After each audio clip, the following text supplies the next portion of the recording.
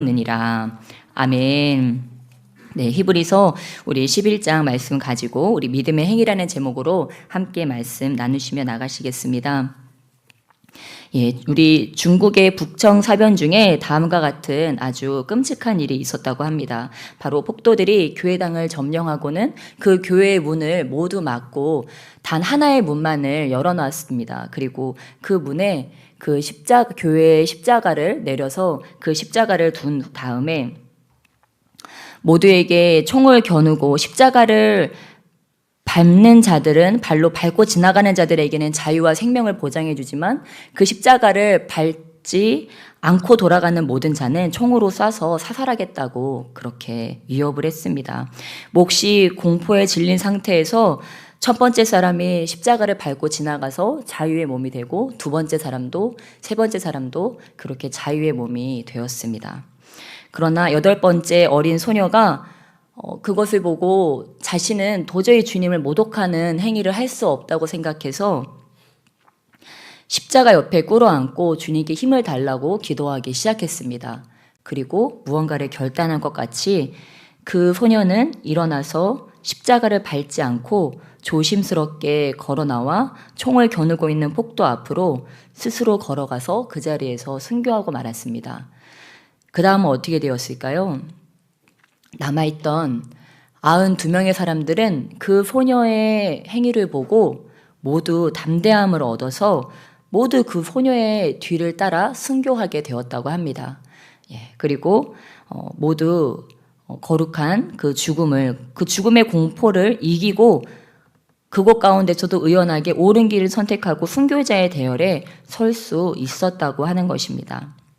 반면에 한 사람은 또 이렇게 고백하고 있습니다. 마틴 니멜로라고 하는 사람이 제2차 세계대전 수용소에서 자신이 경험한 것을 토대로 이런 시를 썼습니다. 나는 항변하지 않았습니다. 라는 시인데요. 나는 항변하지 않았습니다. 독일에서 나치들이 유대인을 잡기 위해 왔을 때 나는 항변하지 않았습니다. 왜냐하면 나는 유대인이 아니었기 때문입니다. 그 다음에 상업조합원들을 체포하러 왔을 때도 나는 항변하지 않았습니다. 왜냐하면 나는 상업조합원이 아니었기 때문입니다. 그 다음에 천주교인들을 체포하러 왔으나 나는 항변하지 않았습니다. 나는 개신교인이었기 때문입니다. 그 다음에 결국 나를 잡으러 그들이 왔을 때는 나를 위해 항변해 줄 사람이라고는 아무도 없었습니다. 왜냐하면 모두 다 잡혀갔기 때문입니다. 네, 구태여 내가 나서서 어려움을 자청하지 않았던 그 경험을 통해서 이 사람이 이렇게 뼈아픈 그런 고통을 이야기하고 있습니다. 우리가 이런 것들을 통해서 그 한 사람이 얼마나 중요한가에 대해서 다시 한번 깨달을 수 있습니다.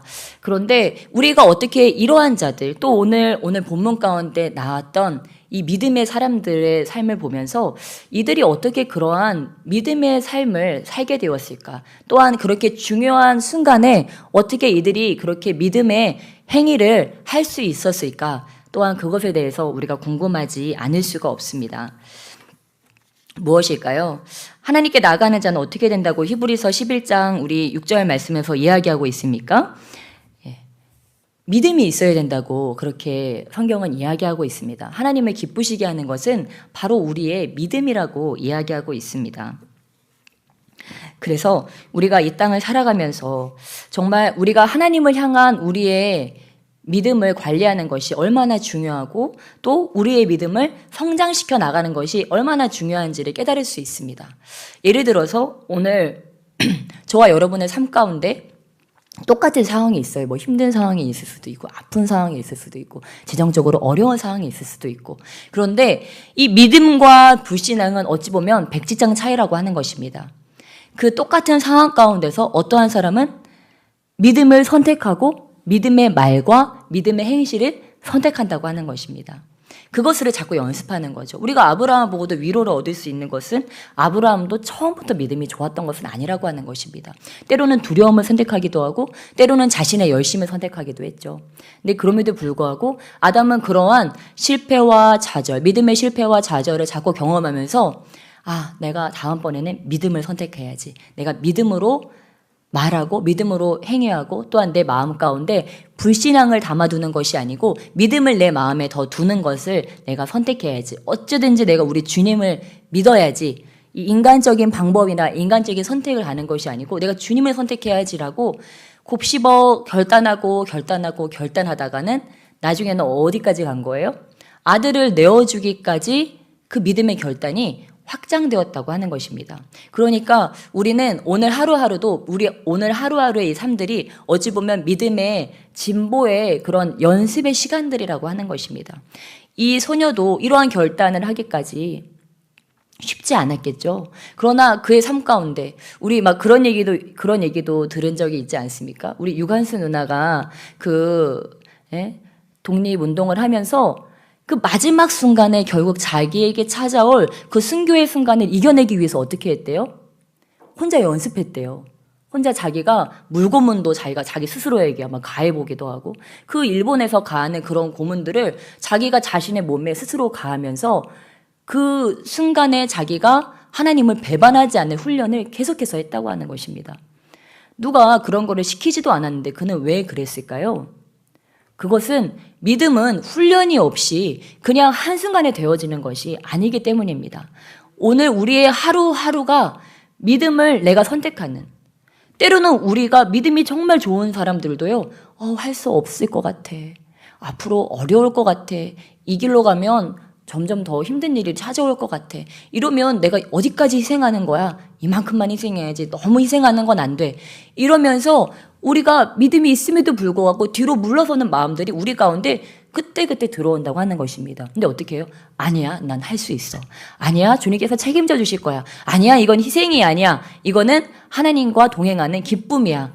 이렇게 우리가 믿음의 생각으로 바꿔 나아가는 거예요. 근데 순간순간 우리는 생각으로 이렇게 속살거리죠. 아니야, 더 좋은 길이 있어. 더 편한 길이 있어. 그럴 때마다 우리도 아니야. 나는 이 믿음의 길을 끝까지 걸어갈 거야. 우리 믿음으로 우리 주님을 기쁘시게 할 거야. 그래서 때로는 우리 주님께 우리가 모든 것을 맡겨드리고 주님께 모든 것을 행해 주시라고 말씀드리지만 주님은 또 우리에게 반대로 이렇게 말씀하십니다. 나는 너의 삶에서 너의 믿음을 볼 것이다. 주님은 우리에게 인격을 주셨기 때문에 우리에게 인격이 있다고 하는 사실이에요. 주님께 나의 인격을 모두 다 드려도 그 안에서도 나의 자유의지가 계속해서 발동되어지고 그 자유의지 안에서 우리는 주님과 인격적인 교제를 계속해서 해나간다고 하는 것입니다. 그래서 주님께서는요, 우리에게 충만을 부어주신다 할지라도 계속 아브라함과 같이, 아브라함이 주님의 꼭두각시였습니까?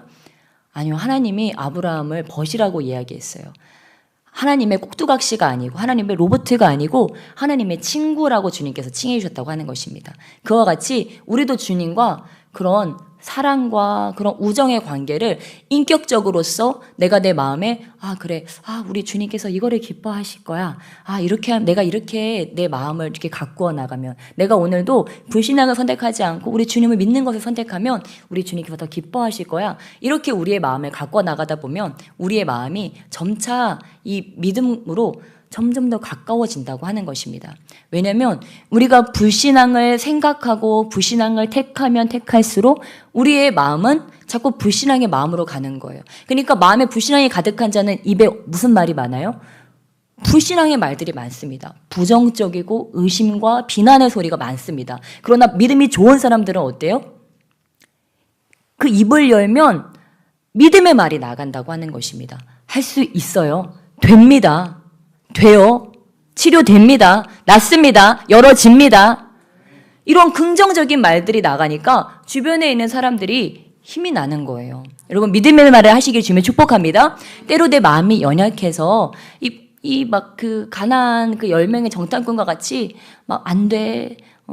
너는 왜 거기까지야? 이런 말들이 나가려고 하면 이 입을 막고 아니어도 내 입을 바꾸는 거예요. 입을 바꿔서 됩니다. 저들은 우리 밥입니다. 나는 할 수 있습니다. 나는 오늘도 성장했습니다. 나는 내일 더 성장할 것입니다. 당신은 점점 더 좋아지고 있습니다. 하고서 우리가 이거를 믿음의 선포를 하는 거예요. 그때 어떻게 해요? 우리 주님께서 들으시고 그것을 실행해 주신다고 하는 사실입니다. 왜냐하면 주님께서는 뭘 통해서 일하세요? 나의 믿음을 통해서 역사하시기 때문에 우리 주님께서는 내가 믿음의 말을 하고 믿음의 마음을 품고 믿음을 선택하고 믿음의 행위를 하는 것을 기뻐하신다고 하는 사실입니다. 저희가 이렇게 토요일에 전도를 나가는데 얼마나 토요일에 바쁜지 몰라요. 해야 될 것도 많고 막 교회 정리도 해야 되고 해야 될 게 너무 많아요. 그래서 전도를 나가기 전마다 마음에 오늘 전도 나갈 수 있을까? 막 그런 마음이 들어요.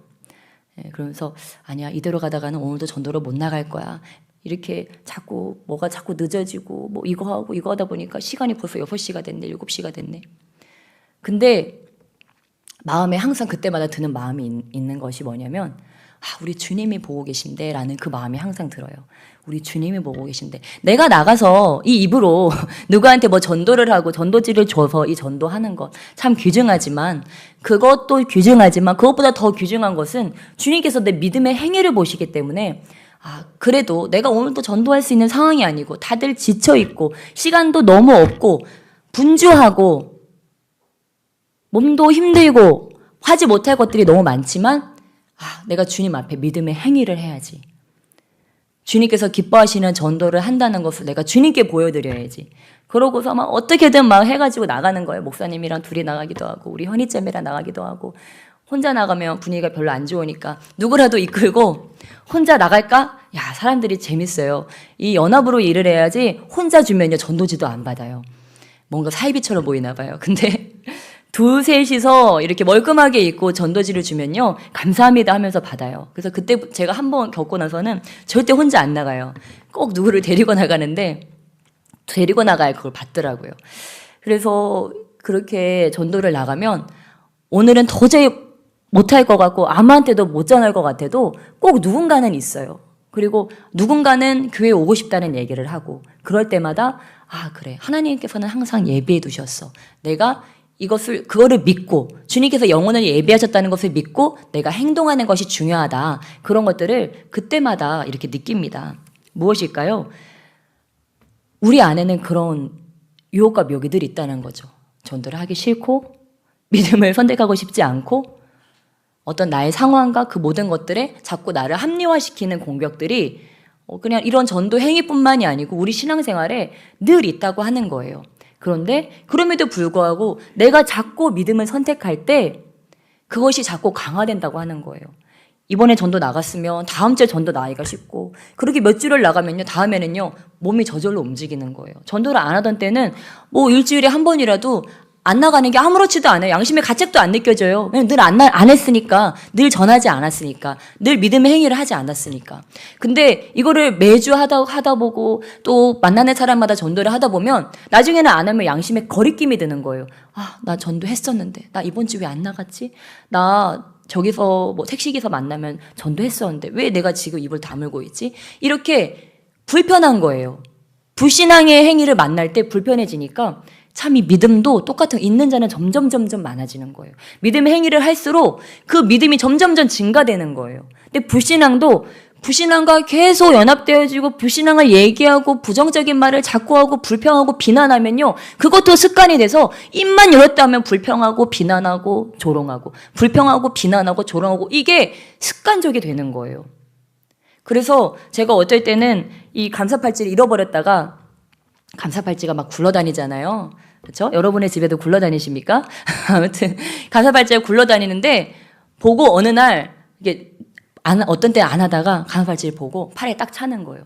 차는 순간 갑자기 긍정의 막 에너지가 막 몸으로 막 들어오는 것 같아요. 그러면서 그 긍정적인 불평 제로. 그럼 이 감사팔찌를 하고서는 이제 느껴져요. 뭐가 느껴지냐? 내가 평소에 무의식적으로 하던 말 중에 불평과 비난이 많이 섞여 있었다는 거를 이 감사 팔찌를 함으로써 깨닫는 거예요. 왜냐면 불평을 하면 안 되잖아요. 우리가 이런 거 착고를 채워놓지 않으면 불평이 자동으로 나와요. 왜 이것도 안 해놨어? 왜 너는 이것밖에 안 돼? 이런 자꾸 비평과 판단이 자꾸 발동하는데 감사 팔찌를 치면 어떻게 돼요? 내 눈에 아무리 부족해 보이는 상황도 내 눈에 아무리 차지 않는 상황도 다 감사로 보는 거예요. 그래도 이 정도네. 이만하길 참 감사하네. 그 안에서 예전에는 그 인간의 눈으로 그 작은 그 짧은 새치어로 막 비평하고 조롱하고 판단했던 남에게 티끌이 있는데 나한테 뭐가 있대요? 들보가 있대요. 남의 티끌을 자꾸 나무라는 사람은 자기 안에 뭐가 있는 거예요? 들보가 있는 거예요. 자기는 잘났다고 늘 다른 사람을 비난하고 판단하는데 내 안에는 사실 그 사람의 눈에 들어있는 티끌보다 훨씬 큰 들보, 늘 다른 사람의 단점을 찾아내는 그러한 재능이 있다는 거예요. 다른 사람의 장점을 볼 수 있는 재능이 있어야 되는데 바리새인들과 같이 자기는 하나도 보지 못하고 다른 사람들의 단점만 크게 바라보면서 그것들을 비난하는, 부정적으로 얘기하는 그런 습성이 우리에게 있다. 그래서 우리는 어떻게 해야 된다요? 감사팔찌를 차야 된다. 차야 될 줄 믿습니다.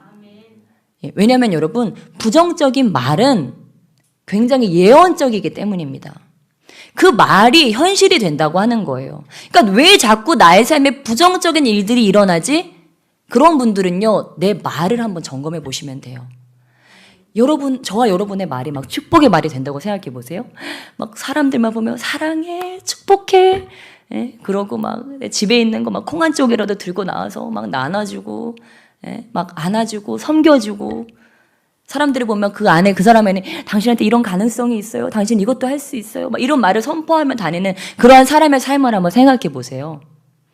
그 사람이 그 사는 삶 자체가 축복이고 그 사람이 가는 곳마다 이 축복의 씨앗들이 막 전해지지 않겠습니까?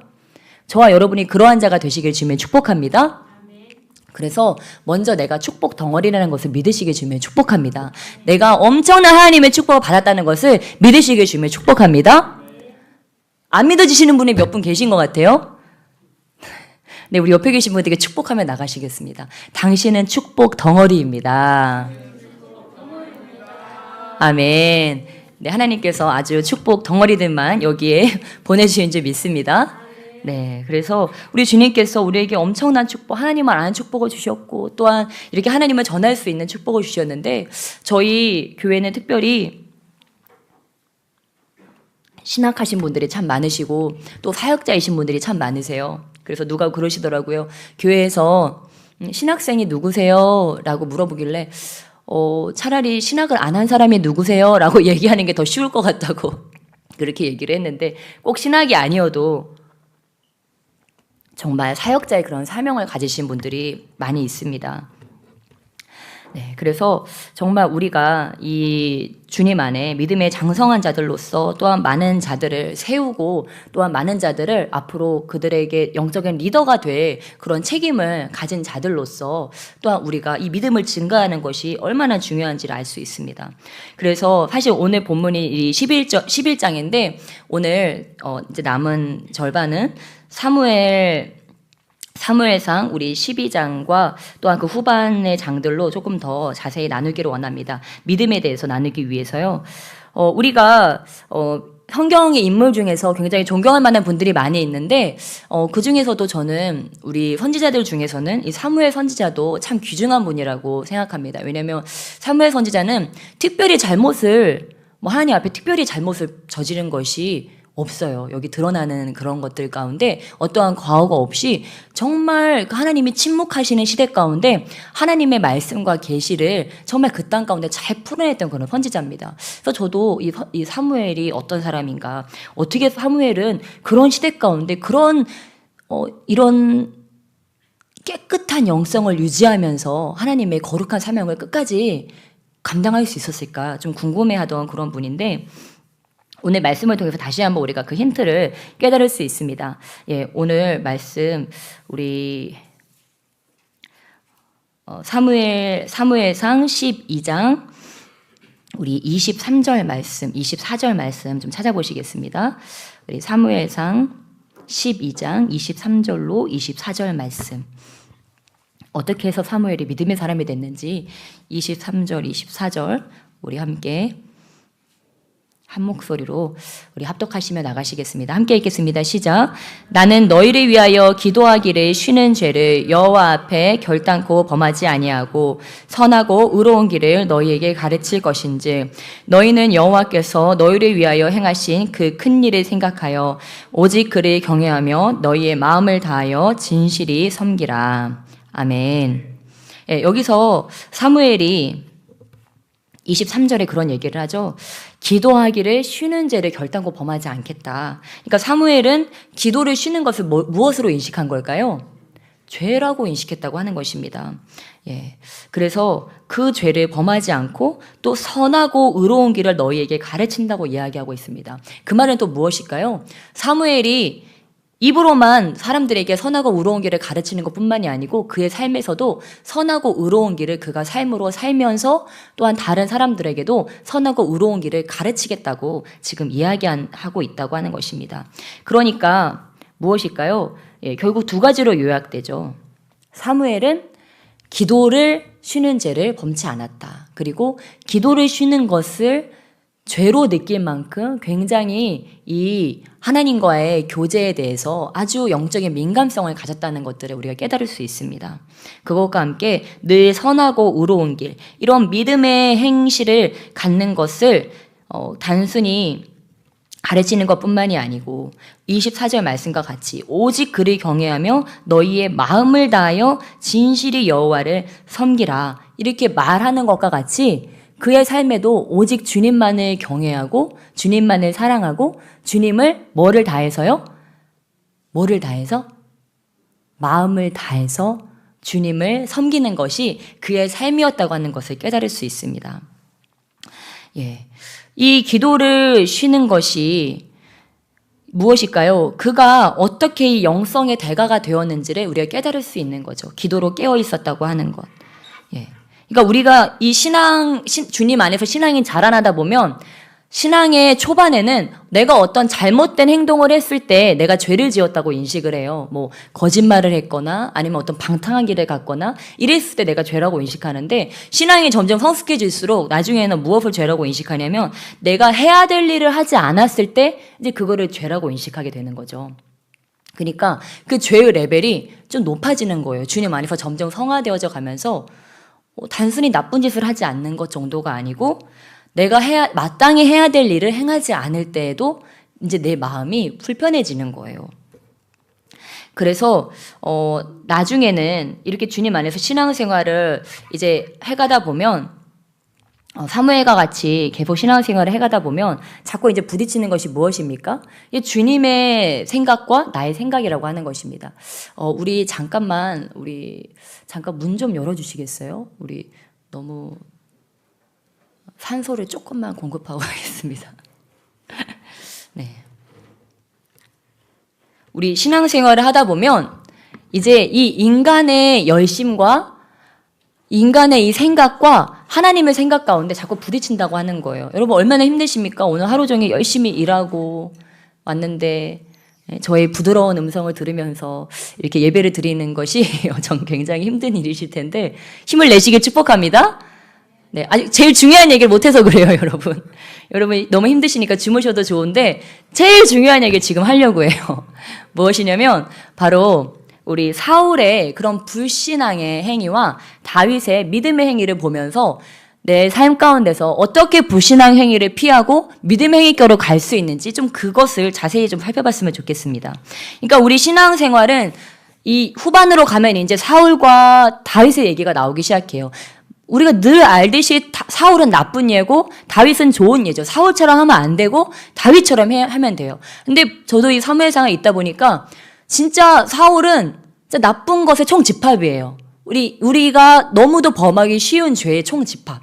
그리고 다윗은 정말 그 믿음의 행위의 결정체. 사울은 어떻습니까? 일단 사울은 늘 바빠요. 늘 바빠요. 뭐에 바빠요? 자기 일에 바빠요. 늘 마음이 조급하고 분주해요. 그러니까 우리가 조급하고 분주하면 어떤 상태냐? 죄 짓기 참 좋은 상태입니다. 그러니까 내 마음이 지금 조급하고 분주해 있다. 그러면 나는 지금 언제든지 실수를 지금 막 남발할 수 있는 상태예요. 나 이거 빨리 해야 돼. 나 빨리 영적으로 성숙해야 되고, 나 우리 가정을 빨리 변화시켜야 되고, 내가 원하는 이 성취를 빨리 해버릴 거야. 좀 앞당겨가지고 빨리 해야 돼. 돈도 막 빨리 벌어야 돼. 돈 빨리 벌어야 되려면 뭐다? 보이스피싱 당하는 거예요. 그렇잖아요. 그렇죠? 그리고 막 결혼 막 어떻게든 나 결혼해야 돼. 이러면 잘못된 남자 만나게 되는 거예요. 그리고 나 막 좋은데 막 취직해야 돼 하고 너무 막 분주하게 서두르다 보니까 진짜 가야 될 때 못 가는 거예요. 왜요? 내 마음에 분주함이 있으면 성급해지기 때문에 이 판단력이 흐려지게 되고, 판단력이 흐려짐으로써 하나님의 주시는 그런 지혜가 아닌 인간의 열심을 선택하게 되기 때문입니다. 인간의 열심을 하나님께서는 싫어하십니다. 이것을 믿으시기 주면 축복합니다. 우리의 열심이 지나치는 거를 오죽하면 예수님이 너의 열심이 성전을 삼켰도다 이렇게 말씀하지 않으셨습니까? 우리가 뭐를 너무너무 열중해서 나의 열심으로 막 이루려고 하다 보면 오히려 그 일을 그르칠 수 있다고 하는 것입니다. 그러니까 이 사울왕이 이 나중에 계속 뒤로 가다 보면 우리 사무엘상 13장 우리 5절로 9절에 보면 이제 막 블레셋하고 막 싸우려고 막 하고 있는데 이스라엘 사람들이 유급해서 막 굴에 숨고 막 바위에 숨고 수풀에 숨고, 그러니까 지금 아주 절박해요. 상황이 막 이제 막 죽을 고비에 이르는 것입니다. 그랬는데 정한 기한대로 이래 동안에 기다렸지만 사무엘이 오지 않고 백성들이 막 흩어져 가요. 싸우려고 모였는데 이제 우리는 지는 형세가 되었고 백성들도 이제 기세가 다 이제 축 처져가지고 이제 막 흩어지는 거예요. 그랬더니 사울이 어떻게 합니까? 사무엘을 계속 기다리는 것이 아니고 제물을 좀 가져와봐라. 이렇게 얘기를 하고 이제 자기가 제사를 드리기 시작합니다. 여기서 사울왕이 얼마나 조급하고 또 궁지에 몰리면 늘 인간적인 선택을 하는 것들을 볼 수 있어요. 그러니까 사울왕을 세우자마자 사울왕은 자신의 가장 그 약점을 드러내기 시작해요. 그거는 뭐냐면 나의 힘으로 하려고 하는 그 습성, 나의 힘과 지혜로 해결하려고 하는 그 성급함, 조급함, 경솔함, 그런 것들이 사울에게 늘 따라다녔다고 하는 것입니다. 나중에는 좀 더 가면 어떻게 합니까? 나중에는 자기 아들도 막 잡으려고 해요. 사무엘상 14장에 우리 44절에 사울이 이렇게 선포합니다. 사울이 이르되 요나단아 네가 반드시 죽으리라. 그렇지 않으면 하나님이 내게 벌을 내리시고 또 내리시기를 원하노라 하니.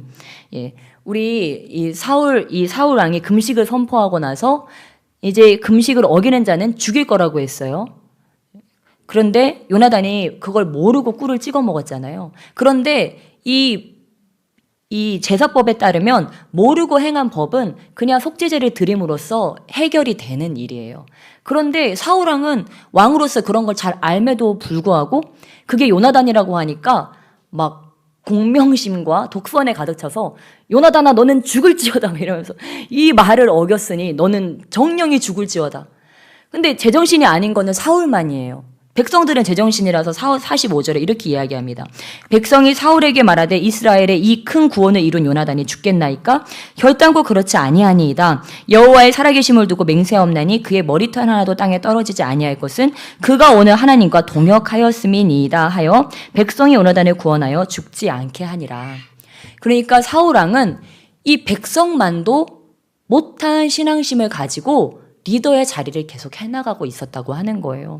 지금 요나단이 왜 그렇게 했는지, 요나단이 어떤 사람인지 그런 것은 잊어버리고 자신이 성급하게 내뱉은 그 맹세를 지키기 위해서, 그 어리석고 경솔한 그 맹세를 지키기 위해서 자기가 가장 사랑하는 아들까지도 희생시켜버리는 그런 큰 희생 가운데 들어가게 되었다고 하는 것입니다. 다행히 백성들이 온전하여서 이를 말려서 망정이지, 그렇지 않았다면 그의 아들까지도 희생되었을 것이라고 하는 것입니다. 왜 그렇게 되었을까요? 사울은 자기 방식대로 하나님을 믿었기 때문입니다. 내 좋은 대로의 하나님, 진짜 하나님이 아닌 자신이 만든 하나님을 믿고 있었다고 하는 것입니다. 내가 편리한 대로의 하나님. 그러니까 늘 조급하고 분주하기 때문에, 조급하고 분주하다는 것은 무엇일까요? 내 안에 나의 목소리가 커져 있다고 하는 것입니다. 저와 여러분이 하나님의 음성을 언제 듣습니까? 주의 임재 앞에 잠잠해.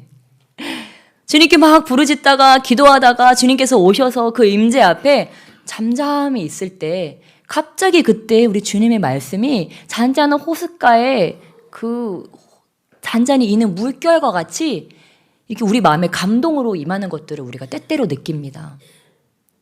그런데 내가 막 분주하고 조급하게 무언가를 막 성급하게 막 경솔하게 해나가고 있을 때는 주님의 음성을 들을 수가 없어요. 왜요? 내 목소리가 너무 커서요. 제가 어떨 때 여러분 우리 주여 삼창하시고 기도합시다 그러면 아무도 주여를 안 하는 것 같아요. 왜 그럴까요? 내 주여가 너무 커서. 내 주여가 너무 커서 그때 차단이 되는 거예요. 차단. 다른 사람 목소리가 전혀 안 들리는 거예요. 무엇입니까? 우리가 주님과 교제할 때도 우리가 주님께 너무 이 나의 조급함과 분주함이 크면 이거는 뭐예요? 조급함과 분주함이 크다는 건 뭐예요? 나의 열정이 앞서 있다고 하는 것입니다. 그런데 우리가 주님을 절대 신뢰하게 되면 어떻게 될까요? 마음이 믿고 맡겼기 때문에 편안해집니다. 아, 주님이 해주시겠지. 기다리면 주님이 말씀해 주시겠지. 내가 이렇게 주님을 붙들고 주님을 사랑하고 있는데 주님께서 나를 땡겨 주시겠지. 이런 믿음을 가지고 그 주님의 흐름에 나의 몸을 맡기는데 내가 이렇게 하면 주님께서 좋아하실 거야. 내가 이렇게 하면 우리 주님께서 기뻐하실 거야. 그리고 막 이렇게 뭐 내가 막 나의 나름대로의 막 신앙 생활을 하는 거예요. 그런데 그 내면에는 이 조급함과 분주함은 내려놔야 된다고 하는 것. 이거는 하나님의 방법이 아니라고 하는 것입니다. 하나님께서는 그렇게 역사하지 않으시고 오히려 우리가 힘이 빠졌을 때 우리가 우리의 힘을 빼고 그 주님의 흐름을 탈 수 있을 정도로 내가 내 힘을 뺐을 때 우리 주님께서는 나를 움직이실 수 있다고 하는 것입니다. 그래서 가장 중요한 것은 만약에 사울 왕이 굉장히 잘났죠. 재능도 있고 또 인물도 훤칠하고 그리고 선택도 받았고 기름 부음도 받았고 굉장히 좋은 자원이 많습니다. 그래서 뭐 하기가 어려워요? 자기를 부인하기가 힘들었다고 하는 것입니다. 나의 지혜를 내려놓기가 힘들었다고 하는 거예요. 근데 인간의 이 지혜와 하나님의 지혜를 견줄 수 없다고 하는 사실을 그는 잘 깨닫지 못했다고 하는 것입니다. 그래서 우리가 늘 깨달아야 될 것은 이 인간의 지혜는 하찮은 것이라고 하는 것을 주님의 지혜와 견주었을 때 이 인간의 지혜와 인간의 열심이 하찮은 거라고 하는 것을 아프지만 슬프지만 그거를 인정해야 된다고 하는 사실입니다. 사도 바울이 여러분 그 바리새인의 율법, 가말리엘 문화에서 배운 그 율법을 버리고 싶었겠습니까? 그게 자신의 자부심이고 그게 자신의 자랑인데 근데 어떻게 예수님을 얻었어요? 그걸 다 배설물로 여기고 쓰레기와 오물로 여기고 그거를 버릴 때 그는 성령 하나님을 만나게 되었다고 하는 것입니다. 그와 같이 저와 여러분들 때로는요. 나는 신앙이 좋아. 나는 다른 사람들보다 믿음이 좋아. 이러고 있으면 믿음의 진보가 안 돼요. 근데 어느 날 갑자기 내 마음이 깨어지는 거예요. 내가 10년, 20년 주님을 만났지만 나 오늘도 주님께 목말라요. 나 주님을 더 순전하게 알고 싶어요. 정말 모세와 같이 주님을 대면하여 알고 싶어요. 성경에 기록되어 있는 문자로서가 아니고 정말 믿음의 실제로서 오늘 주님을 경험하기 원해요. 정말 저는 제가 지금까지 알고 있는 주님 그 이상의 주님이 저는 있다고 믿습니다. 이러면서 갈망으로 우리가 나아갈 때 그 착고가 깨어지는 거예요. 그러면서 믿음의 진보가 이루어지는 거라고 하는 것입니다. 그래서 때로는 우리를 지켜줬던 좋은 것들이 있습니다. 나를 안전하게 해줬고 또한 나에게 익숙한 것들이 있어요. 그런데 우리는 늘 그 익숙한 것들로부터 어떻게 해야 돼요? 도망쳐야 한다고 하는 것입니다. 거기에 안주해 있는 것이 아니고 자꾸 도망쳐서 나의 주변과 환경을 이런 것들을 새롭게 무엇을 위해서요? 나의 믿음의 진보를 위해서. 자꾸 우리가 우리 스스로의 삶을 새롭게 해야 된다고 하는 사실입니다. 우리 주님께서 늘 새로우신 것처럼 말입니다. 그렇다면 우리 마지막으로 우리 다윗은 이 사울은 이렇게 계속해서 성급함과 불순종의 그런 행위들을 계속해서 반복함으로써 주님과 점점 멀어진 반면에 우리 다윗은 어떻게 했는지 우리 마지막으로 살펴보기 원합니다. 우리 사무엘상 17장 36절 37절 찾아보시겠습니다. 사무엘상 우리 17장 36절로 37절 말씀 함께 찾아보시겠습니다. 네, 여러분도 잘 알고 계신 말씀인데 우리 사무엘상 17장 우리 36절로 37절 다 찾으신 줄 믿고 함께 한 목소리로 읽겠습니다. 시작. 주의 종이 사자와 곰도 쳤은즉 살아계시는 하나님의 군대를 모욕한 이 할례 받지 않는 블레셋 사람이리이까 그가 그 짐승의 하나와 같이 되리이다. 또 다윗이 이르되 여호와께서 나를 사자의 발톱과 곰의 발톱에서 건져내셨은지 나를 이 블레셋 사람의 손에서도 건져내시리이다. 사울이 다윗에게 이르되 가라 여호와께서 너와 함께 계시기를 원하노라. 아멘. 네, 오늘 이 말씀 가운데 보니까 다윗은 어떻습니까? 이의 말 가운데 믿음이 있는 것을 볼 수 있습니다.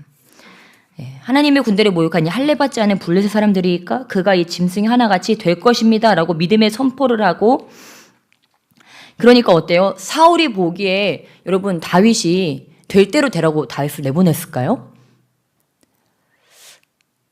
저는 이 본문을 읽으면서 한 가지 발견한 것은 다윗이 하나님의 영에 완전히 감동되어 있다는 것을 깨달을 수 있었어요. 그러니까 하나님의 성령에 사로잡혀서 감동되어 있다 보니까 어때요? 막 인간의 힘으로서는 가질 수 없는 그런 믿음의 담대함이 생기는 거예요. 그리고 그 믿음의 담대함이 그를 만나는 사람까지도 감동시킬 수 있을 정도의 그러한 성령에 완전히 사로잡힌 하나님의 영에 사로잡힌 상태였다는 것을 우리가 깨달을 수 있습니다. 나중에 다윗이 전장터에서 싸우는 모습을 봐도 이게 사람의 모습이 아니잖아요. 그러니까 어떻습니까? 다윗은 굉장히 안 좋은 배경에 있었음에도 불구하고, 안 좋은 배경, 가정 환경에서 자랐음에도 불구하고 그에게는 무엇이 있었던 거예요? 믿음의 담대함이 있었다고 하는 것입니다. 믿음을 선택하고 믿음을 행할 수 있는 담대함, 또한 그 믿음이 나의 삶 가운데서 역사하는 것들을 지켜볼 수 있는 담대함이 있었다고 하는 것입니다.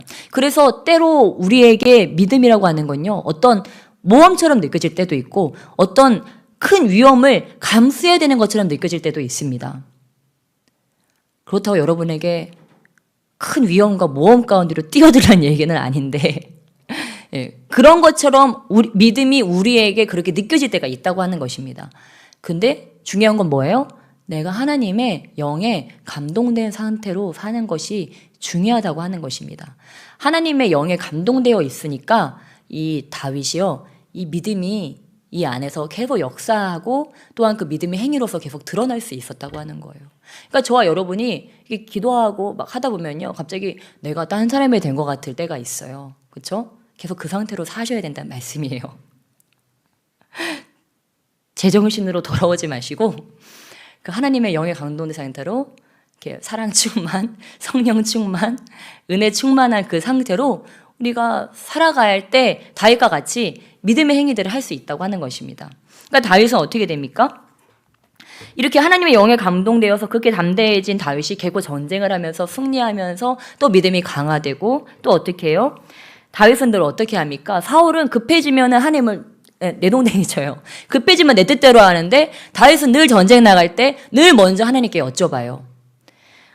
우리 사무엘상 23장 2절 3절에 보면은 내가 가서 이 블레셋 사람들을 치리이까 여호와께서 다윗에게 이르시되 가서 블레셋 사람들을 치고 그 일날을 구원하라 하시니 다윗의 사람들이 그에게 이르되 보소서 우리가 유다에 있기도 두렵거든 하물며 그 일날에 가서 블레셋 사람들의 군대를 치는 일이리이까 한지라. 그러니까 나중에 다윗이요 다시 한번 하나님께 재차 또 묻습니다. 사울왕 같으면 사람들이 이렇게 행하고 백성들이 좀 이상한 낌새를 하면은 그래 네 말이 맞다 그러면서 백성들의 그런 사람들의 비유를 맞추었을지 몰라요. 그런데 다윗은 어때요? 사람들이 어떤 말을 하든지 간에 다시 한번 주님께 여쭤보고 주님의 뜻을 확인하고 그 믿음의 행위대로 움직인다고 하는 사실입니다. 주님께 묻고 또 묻는. 그러니까 무엇입니까? 내 마음과 내 열심으로 사울 왕이 가득 차 있었다면 다윗은 주님의 마음과 주님을 향한 열심으로, 주님으로부터 시작된 열심으로 가득 차 있었다고 하는 거예요. 그러니까 무엇이 달라요? 시작이 다르고 끝도 다르다고 하는 것입니다.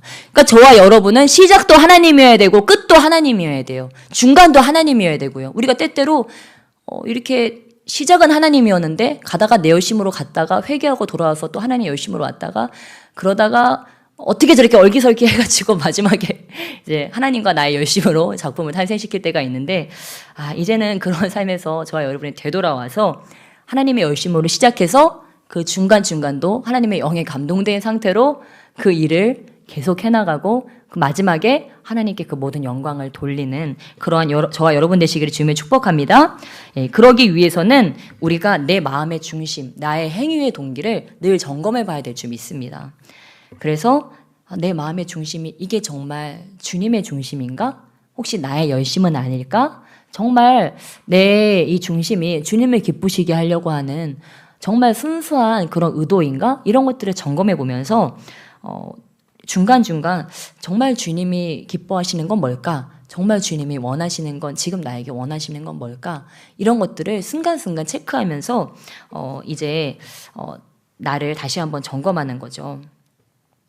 우리가 결과적으로는 그렇게 알 수 있습니다. 믿음은 결국 결과적으로 우리의 삶에 승리의식과 부요함과 담대함을 가져온다는 것을 알 수 있습니다. 그러나 반대로 불신앙은 사울과 같이 패배의식과 가난과 궁핍을 가져온다는 걸 알 수 있습니다. 그러니까 사울왕은 나중에 어떻게 해요? 다윗의 발을 잡고 늘 질질질 끌려다녀요.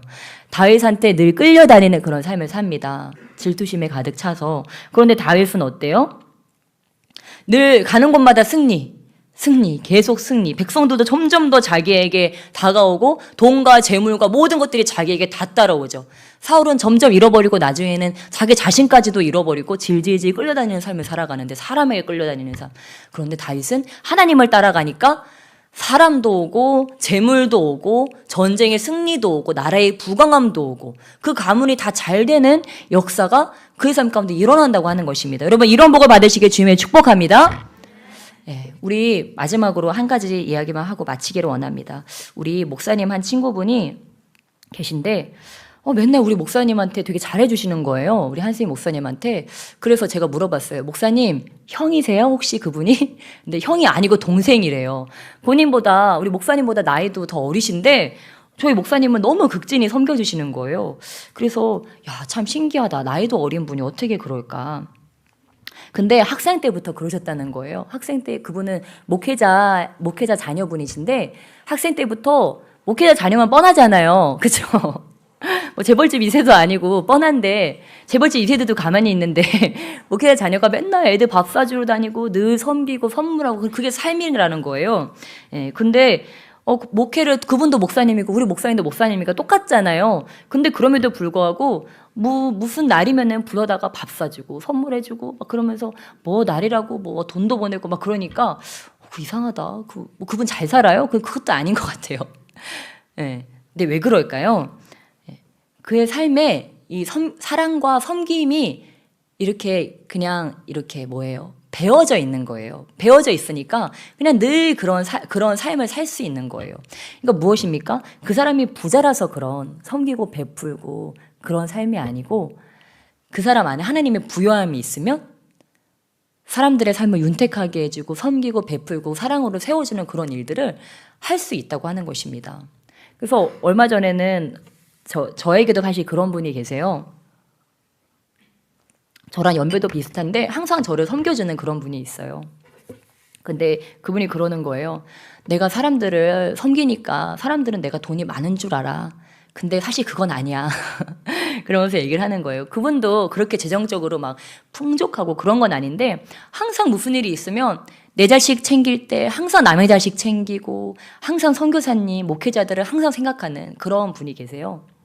그래서 어떻게 그런 삶을 살까 이렇게 궁금했는데 그분의 그런 삶 가운데 그냥 그게 습성인 거예요. 그 남을 늘 사랑으로 섬기고 대접하고 존귀 대해주는 게 그분의 습성인 거예요. 근데 그분 주변에도 늘 그런 분들이 있어요. 그분을 늘 사랑으로 섬겨주고 베풀어주고. 그러니까 무엇입니까? 그게 계속 대물림 되는 거예요. 대물림 돼서 그의 삶 가운데 그런 일이 일어나고 저도 처음에는 그렇게 잘 섬기지 못했었어요. 근데 저가 그분을 만나면서 저를 그렇게 섬겨주는 그분을 만나면서 저는 섬김을 배웠어요. 아, 이렇게 섬길 수 있는 거구나. 그러니까 그분하고 결혼한 그 남편분이 이제 그러시는 거예요. 나도 좀 섬긴다고 생각했는데 나는 내 아내를 만나고 나는 아무것도 아니라는 걸 깨달았다. 이제 그런 얘기를 하셨는데 저도 그분을 만나고 내가 좀 섬긴다고 생각했는데 이분을 만나니까 내 섬김은 아무것도 아니었구나. 그거를 깨닫고 이제 그분과 만나면서 제 섬김에 이렇게 장이 더 확장된 걸 느낄 수 있었어요. 무엇입니까?